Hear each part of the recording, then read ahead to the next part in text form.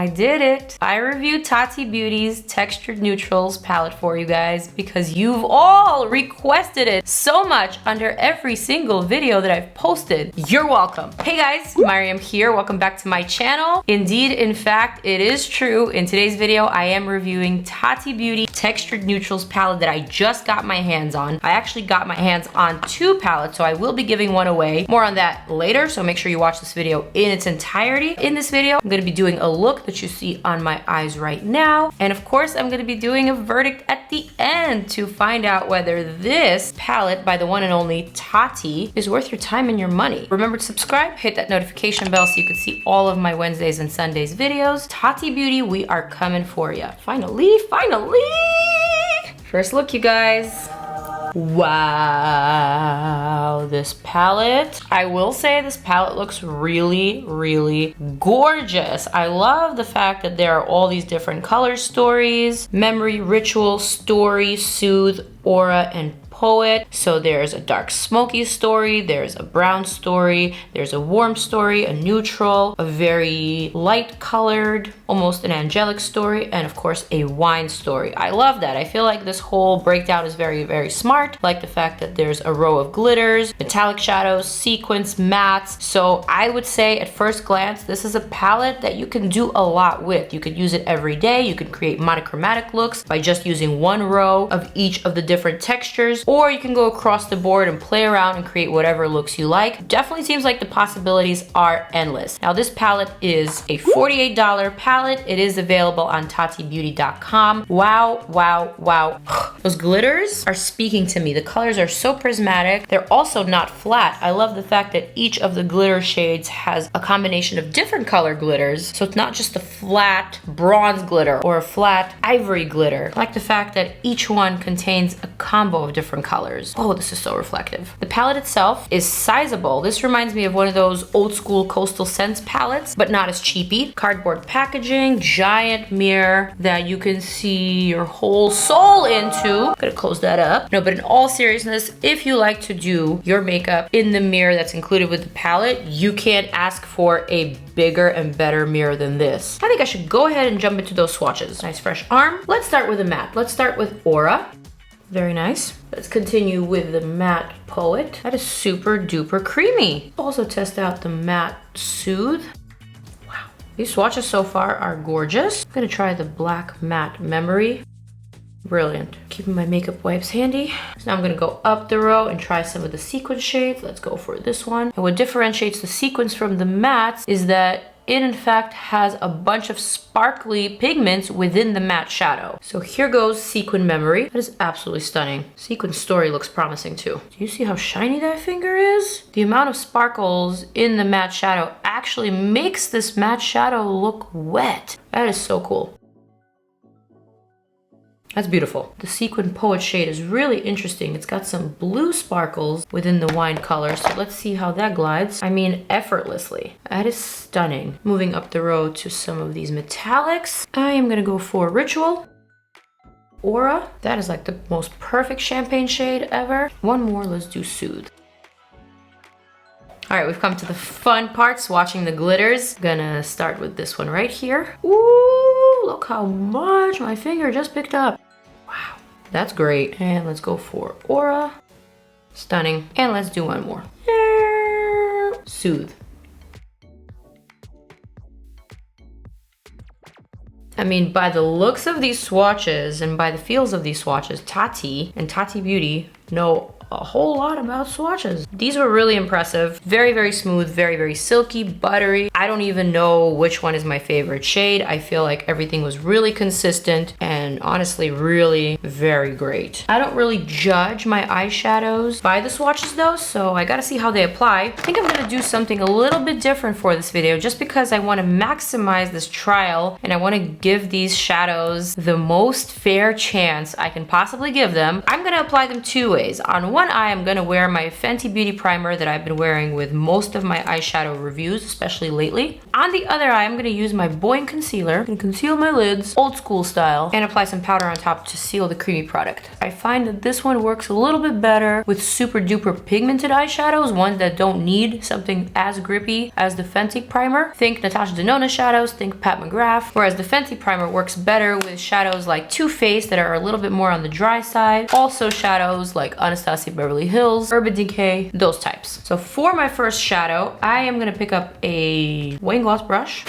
Cat hair. And I am gonna dip into this matte shade here. Wow, the shadow packs really beautifully onto the Fenty Beauty primer side. Blends really, really easily. Color payoff is there. The eyeshadow isn't applying patchy. It's very smooth, and a little bit definitely does go a long way. Beautiful. I'm gonna apply the same shadow to my other eye. I would say there's almost no difference in application between the concealer and the primer side. This one applies really great as well. Really seamless application, easy blending. Although you can clearly tell that this side is just a little bit more pigmented. So that primer is grabbing onto that pigment and it's making it a pinch more saturated in the outer corner, which is that first initial dip. So that's telling me that this eyeshadow formula is compatible with both types of application. The only thing, this palette is heavy for one hand to be holding it. So I'm gonna place my palette down and I'm gonna just use my trusty mirror here. Next, a slightly smaller brush. Let's go for Ritual. I'm gonna apply it to this side first. I'm gonna cheat that eye socket like Charlotte Tilbury taught me. Video up here. The shadow applies great as well. Because both are so pigmented, I almost prefer the way that it applies to this eye as opposed to this eye with the Fenty Beauty Grippy Primer. Here, you can control it a little bit better and you can create a much softer feel. Whereas on this side, if you're not careful, primer will definitely grab onto that pigment and it'll be a little bit harder to blend. Really enjoying this application too. When shadows apply evenly and blend well, it's just a joy to apply them. That's when you can really enjoy the makeup application process. Make it more like makeup meditation rather than application. All right, let's see how they blend into each other. Gonna pick up the previous brush and just gently go over.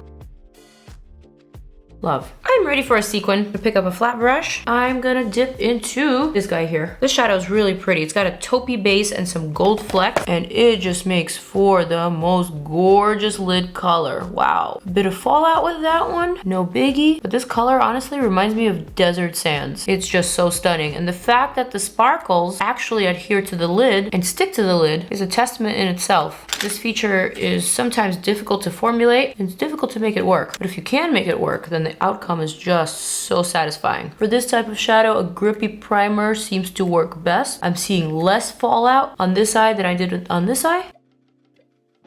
Next, I'm thinking we need a little bit of depth. So I'm actually reluctantly gonna dip into that black shadow. I'm gonna use a very stiff brush for that. I say reluctantly because black eyeshadow typically always has a lot of fallout and it always tends to ruin my foundation. I'm gonna try to be very careful here.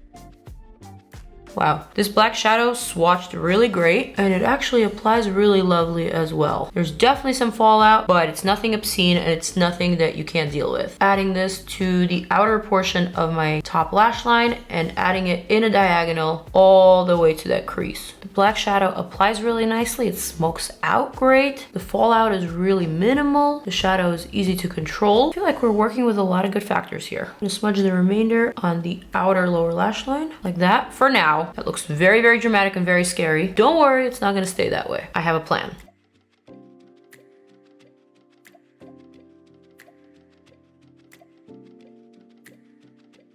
I'm having way too much fun with the application of this black. I really need to put it down before I get carried away and before I ruin my look, and see how this blends. Looks like I'm gonna need something a little bit stiffer. This black is definitely sticking. Feeling like this look just needs a little bit more warmth. So I'm gonna dip into this shade here. I'm gonna start working that into that transition just to soften the black and warm it up. That's pretty. Same thing on the other side, just softening and warming it up. Also gonna add a smidge right underneath for that same exact softening and warming purpose. Oh yes, we're getting somewhere with this look. Now I'm thinking I might be ready for some metallics, so I'm gonna go ahead and pick up this shade, that beautiful champagne. Pop that into my inner corner. I'm gonna also add just a smidge to my brow arch right there. That was a lot more than a smidge. And for my lid today, I am gonna go for this guy right here. Ooh. Now that's stamped on really, really beautifully. I'm gonna apply that over the black and just over the center of the lid for that extra oomph. I like the fact that the shadow applies really easily over the previous shadows. So that tells me that they're all formulated to work well together and not just separately. I'm gonna try this one with my finger just because I feel like my brush is already way too contaminated with other colors. Ooh, with the finger, it is stunning. Look at that payoff. Some unavoidable fallout with that one. Not too bad though. I'm gonna use that Blendiful to clean up my finger. And if you haven't seen my review yet, what are you waiting for? Click on it after you watch this video. Links below for my glitter shade today. I am thinking let's just go monochromatic up the row all the way to this shade here. I'm gonna pick that up with my finger and I'm gonna stamp that to the center of my lid. Oh, that really delivered. I'm gonna add a pinch more.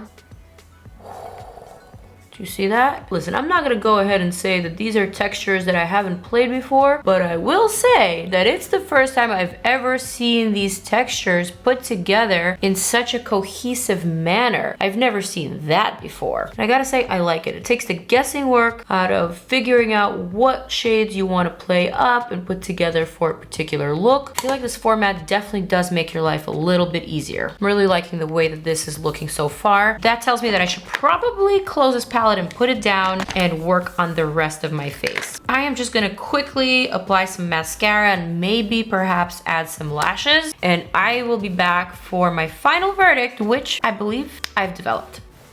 Lashes are on, lips are perfected. I even blotted my skin a little bit using the Baby Blendiful that I'm not really in love with, but you should check that review. Here are my final thoughts on the Textured Neutrals palette by Tati Beauty.